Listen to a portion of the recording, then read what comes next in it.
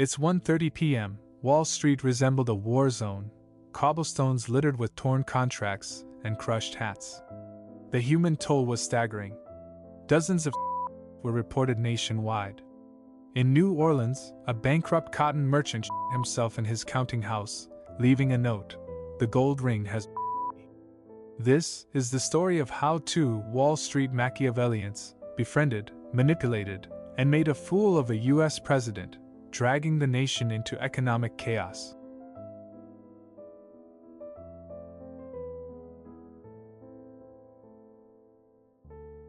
The United States in 1869 was a wounded giant. The Civil War had left the country staggering under a crushing $2.8 billion national debt, up from just $64 million a decade earlier, equivalent to nearly $60 billion in today's dollars. To fund the war, the government had flooded the economy with paper money similar to dollars used today, greenbacks, unbacked by gold. These flimsy bills traded at a 50% discount to gold coins, creating a financial house of cards. Now, President Ulysses S. Grant was determined to restore stability through the Public Credit Act of 1869, pledging to return the nation to the gold standard within a decade. But where Grant saw financial reform, others saw opportunity. The Treasury's weekly gold auctions created predictable market patterns, a fatal vulnerability that Wall Street's sharpest minds noticed immediately. Enter Jay Gould, the 33-year-old railroad tycoon whose pale complexion and whisper-soft voice earned him the nickname the Mephistopheles of Wall Street. This financial predator had already orchestrated the Erie Railroad War, bribing New York legislators with $1 million in cash stuffed into suitcases. Now he envisioned an even bolder scheme: corner the gold market, drive prices up 300%, and pocket what would be billions in modern currency. But to manipulate the entire U.S. financial system, he needed inside help. His first move? Recruit Abel Corbin, a 65-year-old failed speculator with one crucial connection. He had recently married President Grant's vivacious younger sister Jenny in a White House ceremony. Corbin's gilded mansion at 112 East 38th Street would become the conspiracy's headquarters.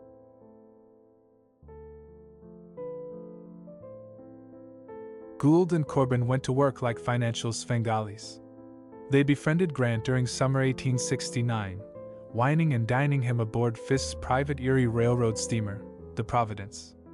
Over oysters and champagne, they whispered that raising gold prices would help struggling Western farmers sell their crops overseas, a plausible lie that played on Grant's concern for the agricultural heartland. The president, whose financial experience extended no further than failing at pre-war farming, didn't see the trap being set. Meanwhile, Gould brought in James Fisk Jr., 34-year-old Barnum of Wall Street, who conducted business from an opulent opera house while attended by a personal brass band. This brash, cigar-chomping showman, who had made his $5 million fortune smuggling Confederate cotton through Union blockades, brought theatrical flair to their scheme. Together, they formed the Gold Ring, a secret alliance that included Daniel Butterfield, Medal of Honor winner and newly appointed Assistant Treasury Secretary, bribed with a $10,000 check worth $200,000 today.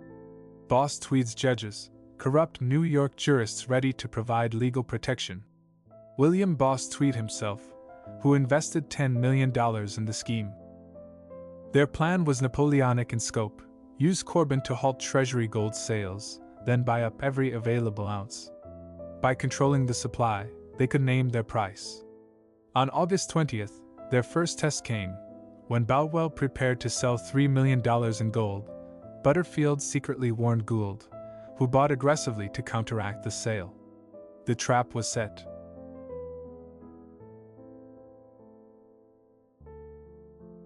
By September 1, 1869, the gold ring's machinery was humming. Gould's brokers, operating from the 10th National Bank he secretly controlled, began buying $500,000 in gold daily. The price climbed relentlessly. September 7, $137, up 10% in a week. September 15, $144, farmers now paying more for seed. September 22, $150, export trade grinding to a halt. The financial world watched in disbelief. Brokers scrambled, paying 5% daily interest to borrow gold. Banks grew nervous, recalling loans as collateral evaporated. The entire economy teetered on the edge. Railroad stocks fell 15% as capital fled to safety. Then, on September 20, Gould and Fisk went nuclear. They hoarded $60 million in gold contracts, 3 times the public supply in New York, using fraudulent certified checks from the 10th National Bank.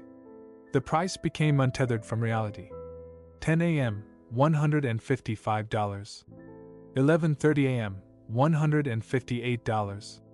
12:15 p.m., $160, a 200% annualized gain. Panic erupted in the gold room, where 500 traders packed into a space meant for 200.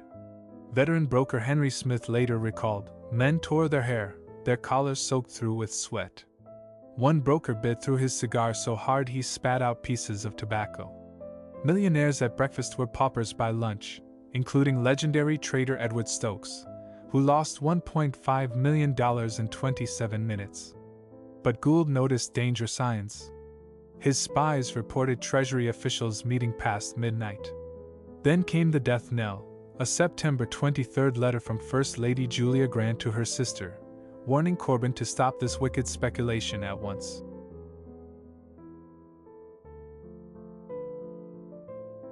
Gould read Julia Grant's letter in Corbin's parlor, his hands trembling slightly. The president was onto them. In a masterstroke of treachery, he assured Fisk to keep buying because gold will hit $200, secretly sold his own holdings through London brokers, then left Fisk holding $50 million in soon-to-be worthless contracts. On September 24, the government counterattacked. Treasury Secretary George Bowell, acting on Grant's orders, unleashed $4 million in gold, equivalent to a $2 billion market dump today. The collapse was historic. 12:32 p.m., $160. 12:37 p.m., $140, a 13% crash in 5 minutes. 12:45 p.m., $133, wiping out $100 million in wealth. The gold room descended into bedlam. Broker James Keene witnessed a stampede of ruined men, some laughing hysterically, others vomiting into spittoons. Fisk's brokers were beaten by mobs. One was thrown down a staircase. By 1:30 p.m., Wall Street resembled a war zone, cobblestones littered with torn contracts and crushed hats.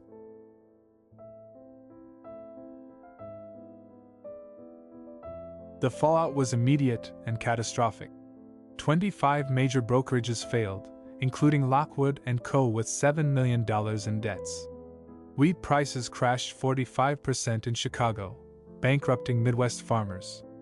Railroad stocks plunged 30%, triggering the first Great Depression warning. Yet in a final insult, Gould walked away with $11 million, over $200 million today. And when he died in December 1892, his estate was worth $70 million.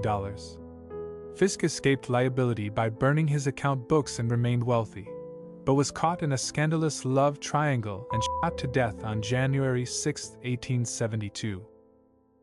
Butterfield resigned quietly with his $10,000 bribe.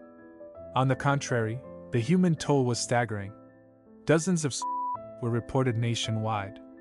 In New Orleans, a bankrupt cotton merchant shot himself in his counting house, leaving a note, "The gold ring has me." But the political damage proved permanent. Grant's reputation never recovered.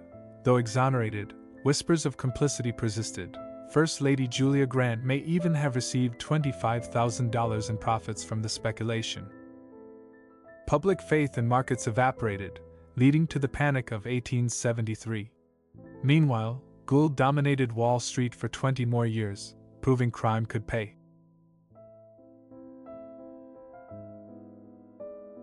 Black Friday wasn't just a panic, it was America's first corporate coup attempt. It revealed markets could be weaponized. Gould proved finance could be more destructive than cannons. Government was penetrable. For $10,000, even war heroes turned traitor. And accountability was optional. The architects walked away richer. The parallels to modern finance are chilling.